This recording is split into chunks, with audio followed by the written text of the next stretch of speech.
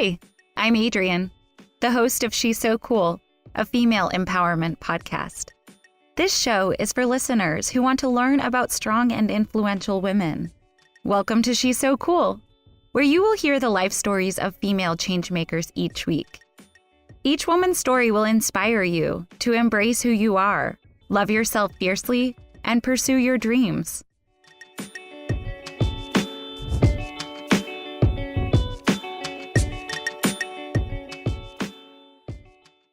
On this episode, you will learn about the struggles and successes of the comedy writer, actress, and author, Mindy Kaling. If you don't know who she is, I'm glad you've decided to listen. As Mindy once said, before I get any further, I should actually probably clarify who I am for the parents and grandparents in the audience, who are thinking to themselves, who is this loud Indian woman? Is that the girl from Quantico? She looks so much worse in person. No, I'm not Priyanka Chopra. Not even Padma Lakshmi. I'm the other Indian woman we have allowed to be on television, Mindy Kaling. Have you ever had a difficult time breaking into the career industry of your dreams? Have you ever had people criticize something you've put your heart and soul into? Or have other people felt as if they're entitled to know your private and personal business? These are all things Mindy has struggled with, and I'm here to share her story, so we can learn how she became the woman so many people wish they could be friends with. In this episode, I will examine Mindy's confidence, her experiences as a woman of color, and her advice for people from all walks of life. Before researching for this episode, I knew a lot about Mindy. She's my favorite female comedian, and I've been a huge fan of hers for several years. So I'm excited to tell you about her life. She was born Vera Mindy Chokalingham in Cambridge, Massachusetts in 1979. Mindy said she was a sensitive child who grew up in a loving household. She's the daughter of Avu Chokalingham and the late Swati Chokalingham. Her parents came from different parts of India, but they met at a hospital they were both working at in Nigeria, and they immigrated to the United States the year Mindy was born. Her father, Avu, is an architect of Tamil heritage. In an interview with Good Housekeeping in 2015, Mindy said, "My dad is my buddy, and he kills it in the good dad department." In that same interview, she said that her Bengali mother, Swati, an OBGYN, was her soulmate. In 2011, Mindy's mother was diagnosed with pancreatic cancer and passed away at the age of 65, less than 8 months after receiving her diagnosis. In an article published by Vulture in 2012, Mindy said, "My relationship with my mom is really the single most profound relationship that I've ever had in my life." Mindy has a brother named VJ, who she has a strained relationship with, after he claimed he was Black in order to get into medical school. He wrote a book titled Almost Black, the true story of an Indian American who got into medical school posing as an African American. Mindy said that publishing this book would bring shame to their family and has been estranged from her brother ever since. As you can tell, Mindy goes by her middle name. In 2014, she tweeted, "I am named after a character from a Robin Williams TV show when my parents still lived in Africa." She was speaking about Mork and Mindy, where Robin played a friendly alien named Mork alongside his human companion, Mindy. Before Robin passed away, she tried telling him how she got her name, but he didn't believe her. Early on in her career, she modified her last name from Chokalingham into Kaling, because people had trouble pronouncing it correctly while introducing her on stage when she was performing improv. Growing up, Mindy studied the sketch comedy shows of the late 80s and early 90s, including In Living Color and Saturday Night Live. She was really invested in comedy from a young age, sharing in an interview with the New York Times in 2011 that she could have told you who the line producer on SNL was when she was 12 years old. She went to Buckingham, Brown, and Nichols, a prestigious high school in Boston, where she was a, quote, respected and hardworking wallflower. She said that she was never the lead in the play and never went to a party with alcohol at it. Being the dedicated consumer of media that she was, Mindy felt like she was missing out because of the way high school was portrayed and dramatized on television. Although her high school experience wasn't very eventful, she accomplished a lot in college. In her first memoir, Is Everyone Hanging Out Without Me and Other Concerns, she said, "Not to sound braggy or anything, but I kind of killed it in college. You know that saying, big fish in a small pond? At Dartmouth College, I was freaking Jaws in a community swimming pool. I wrote plays, I acted, I sang, I was the student newspaper cartoonist. I got all the attention I could have ever wanted." She went from being a wallflower in high school to being a hotshot in college. She performed with an improv group, the Dog Day Players, wrote for a humor magazine, the Dartmouth Jack-O-Lantern, sang with the Rockapellas, an a cappella group, and her comic strip titled Badly Drawn Girl was a big hit among the student body. When she was 19, she interned at Late Night with Conan O'Brien. But she said she treated her internship as a free ticket to watch her hero perform live on stage, instead of helping the show run smoothly by doing the internship tasks she was hired to do. A few years later, she graduated from Dartmouth with a degree in playwriting in 2001. After graduating from college, Mindy moved to Brooklyn, New York with her two best friends from college, in hopes of landing a career in comedy. She said it was all good until we tried to pursue our dreams. She would go to the film and television section at her local Barnes & Noble to read books about getting hired as a comedy writer, but she couldn't afford to actually buy any of the books. So she spent hours sitting in the aisle copying down what she learned into notebooks. It was around this time that she auditioned for a role that she didn't get, after attempting to do a complicated Bollywood dance routine, which she considers to be the single most embarrassing performance of her life. She also wrote a spec for Will and Grace that ended up being what she claimed to be a disaster. Reflecting on these experiences, she wrote, "It was hard to fail, so consistently, at everything I had once been good at." In an interview with New York Times in 2018, she said, "It's weird when you feel your dream slipping away from you, especially when you have no other dreams." After living in New York for 3 months, she hadn't been able to find a job in show business. So she posted hundreds of neon green flyers around town, which resulted in a job as a babysitter, looking after 2 girls from a wealthy family in Brooklyn Heights.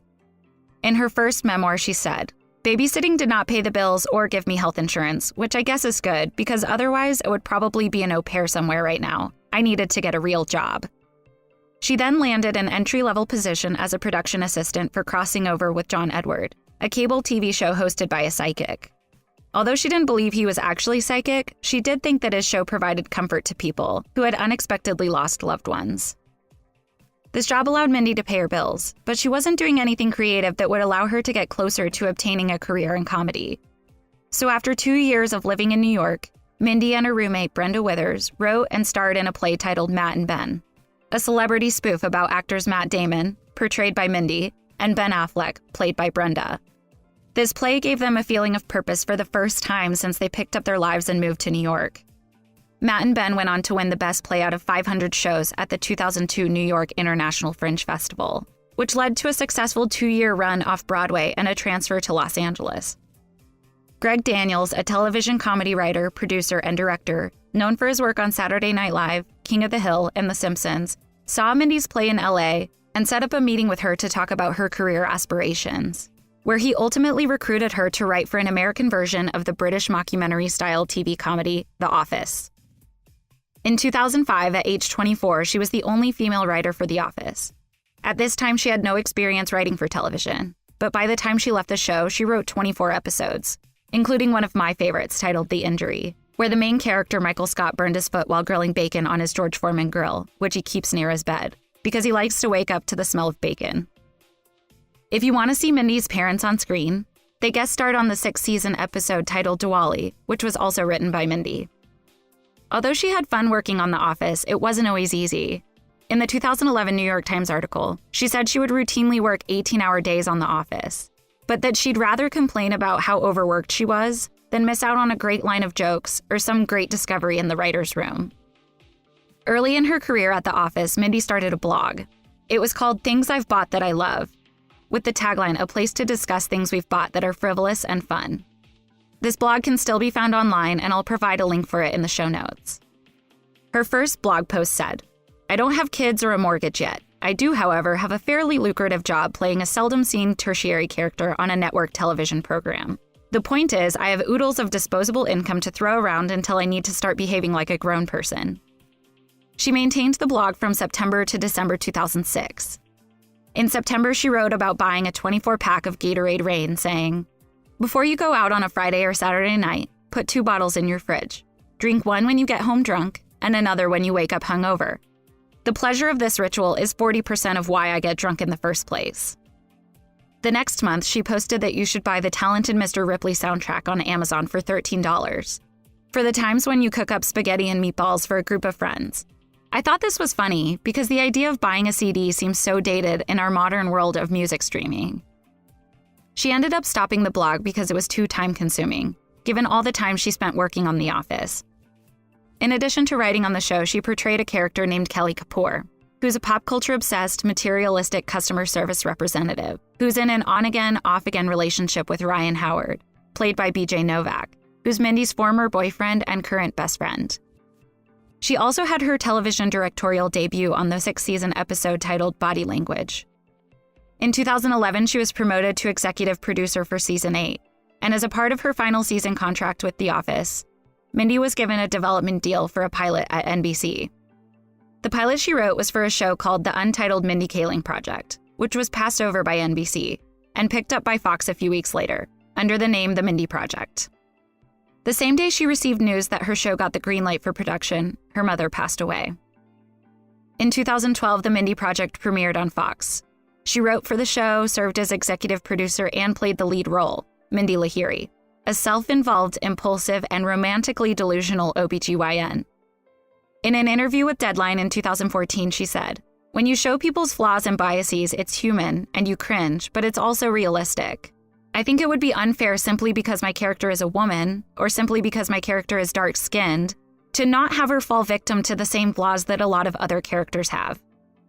In a 2016 interview with Women in the World, she said, "Because there's so much excitement to get it right, it was very problematic for people that I wanted to be a really flawed, delusional, funny character. As an actress, that's way more fun. Most television shows you watch, the most predominant characteristic of the female lead is that she's nice." Mindy intentionally created her character to be flawed because she wanted her to be relatable, to be more representative of real women. If you haven't watched the show, it's famous for its clever dialogue and pop culture references. I recommend that you watch it with captions so you don't miss out on anything. After the creation of the Mindy Project, Mindy became the first and only woman of color to both run and star in her own network show. After 3 seasons on Fox, the show got canceled. In her second memoir published in 2015 titled Why Not Me, she said, "I have never been prouder of the show than during that brief cancellation period." The series was picked up by Hulu for an additional 3 seasons, where the show is currently available for streaming. Mindy's worked hard to get to where she is, and I think it's paid off. In her 2016 interview with Women in the World, she said, "I'm literally living the dream that I had when I was a 6-year-old kid who would watch television. When you have your life's dream, you don't want to go to sleep because living your life is so fun. Even the battles you have are fun battles. My only thing is, I'm like, what's next? Because I didn't dream big enough for what I could do." When the interviewer asked her what is next, she responded, "I don't know. Maybe I should have a kid or something. That seems to enrich people's lives." While on a press tour for A Wrinkle in Time in 2017, Oprah Winfrey accidentally spilled the beans about Mindy's pregnancy. In October of that year, Mindy confirmed that she was expecting her first child on The Ellen Show. She said, "If anyone's going to announce big news about your private life, Oprah Winfrey's the person." Her daughter, Catherine Swati Kaling, was born on December 15, 2017. Mindy has chosen to keep the identity of the father private, which has caused intense tabloid and fan speculation. According to a 2019 article by Variety, Mindy is working on what she calls a slim memoir, where she's going to write about her pregnancy journey and her early days as a mother.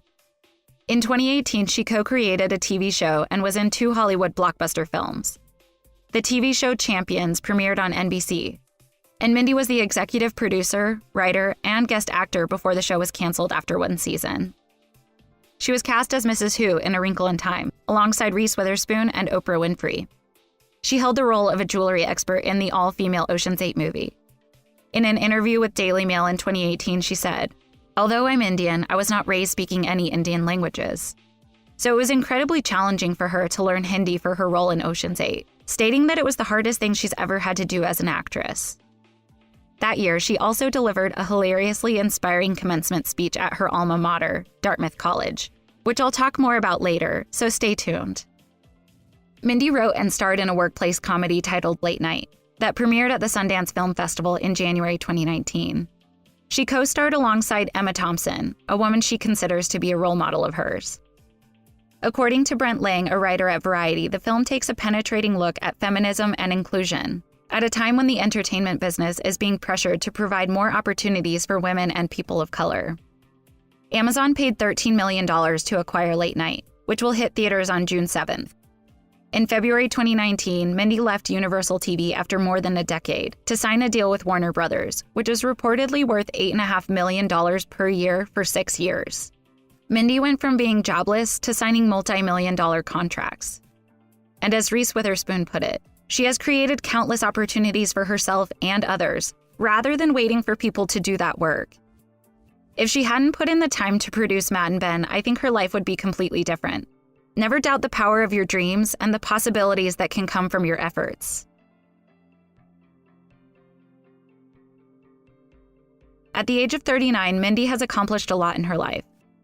Both of her memoirs have become New York Times bestsellers.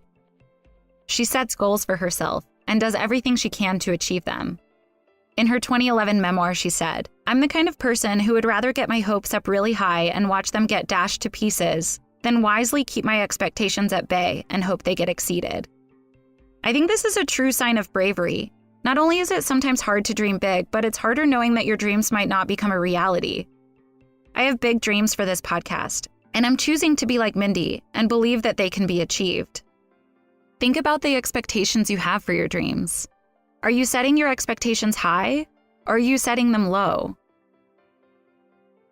Michael Schur, best known for his work on The Office and Parks and Recreation, said, "I think that she just decides she can do something and then does it." I think this is one of the reasons why I like Mindy so much. It's inspiring to me that she believes in herself and goes after what she wants in life.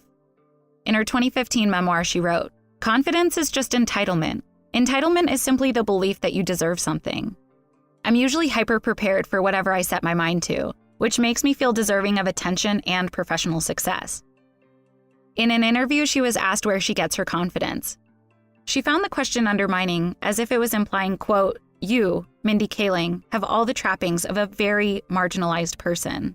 You're not skinny, you're not white, you're a woman. Why on earth would you feel like you're worth anything?"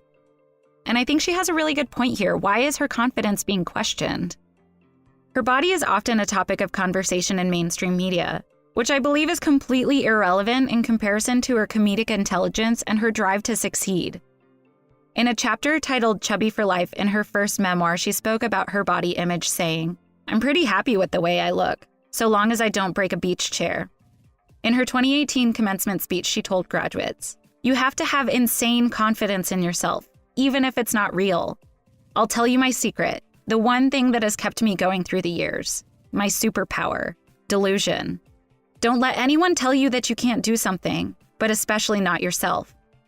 I love Mindy not only because she's hilarious, but she also cares about real issues. In 2015, she tweeted a photo of herself as a child with the caption, "I was all smiles because I got to go to school and be myself. 62 million girls don't have that chance. Let's end that." She advocates for fair representation and cares about women's rights. As her Ocean's 8 co-star Sandra Bullock said, "Her modesty runs deep, and unless you look on IMDb, you would never know that this quiet observer is in fact a powerhouse groundbreaker who has managed to put a good amount of cracks in that glass ceiling." In a 2019 interview with Variety, she said, "For many years, I thought that hard work was the only way to succeed, but it's simply not true. Particularly if you're a woman of color, you need people to give you opportunities. Talent is an important part of success, but you also need mentors to find promise in people that don't necessarily seem like they will fit in." Mindy has said that she never wants to be called the funniest Indian female comedian that exists, because she believes that she can go head-to-head with the best white male comedy writers that are out there. In 2012, she asked, "Why would I self-categorize myself into a smaller group than I'm able to compete in?" She embraces her skin color and her gender, but she doesn't want them to define her or set parameters on her ability to succeed in life. I think this is especially true when women are involved in industries that are more male-dominated. And I think it's natural for us to self-categorize. But I think it's important that we take a step back because we need to make sure that we're being careful about when we do it and how we do it. You don't want to sell yourself short. Mindy hopes that people see her as a role model, saying, "It's important for me to be someone people look up to. Most directly minority girls who want to do what I do. Maybe it's narcissistic, but I think it's important." As Kevin Riley from Fox said, "She's really smart about how open she is to being a mixture of both vulnerable and strong. She's a woman that I think other women relate to." This is further validated by a female writer at the New York Times who wrote an article in 2018 saying, "Her books aren't self-help, but her anecdotes and advice helped ease much of my anxiety as a young professional woman of color. Her books teach in a nutshell that it's cool to want more, and have helped me question whether the life I envision for myself is too improbable or far away. Her life is proof that I just might get there." I think it's easy for us to feel like our dreams are out of reach, but it's stories like Mindy's that show us it's possible. Your goals aren't too improbable, and they're not too far away. Mindy's commencement speech is filled with so much great advice for people from all walks of life. She had a special message for the female graduates saying, "Women, don't be afraid to toot your own horn. I'm giving you permission to root for yourself. And while you're at it, root for those around you too. It took me a long time to realize that success isn't a zero-sum game. We need to do a better job of supporting each other. We live in a world where it seems like there's only room for one of us at the table. Wouldn't it be better if we worked together to dismantle a system that makes us feel like there's limited room for us? Because when women work together, we can accomplish anything." Honestly, I couldn't agree more. I've experienced both sides of female competition, and it's so toxic. We need to boost each other up instead of tear each other down. It's my hope that this podcast empowers listeners to start supporting other women instead of seeing them as competition.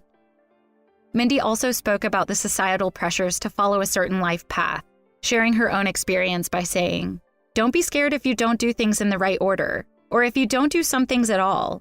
I didn't think I'd have a kid before I got married, but hey, it turned out that way and I wouldn't change a thing." I think it's important that we don't let societal expectations from previous generations impact us and the way we feel about ourselves and our success. Marriage and children aren't for everyone, and I hope it becomes the societal norm that that's okay. Try not to let society pressure you into doing something you don't want to do. She wrapped up her speech by saying, "If I could impart any advice, it's this. If you have a checklist, good for you. Structured ambition can sometimes be motivating, but also feel free to let it go. Yes, my culminating advice from my speech is a song from the Disney animated movie Frozen. Embrace who you are, despite other people's criticisms. Love yourself fiercely, even if you do break a beach chair. And pursue your dreams, because amazing things will happen if you do."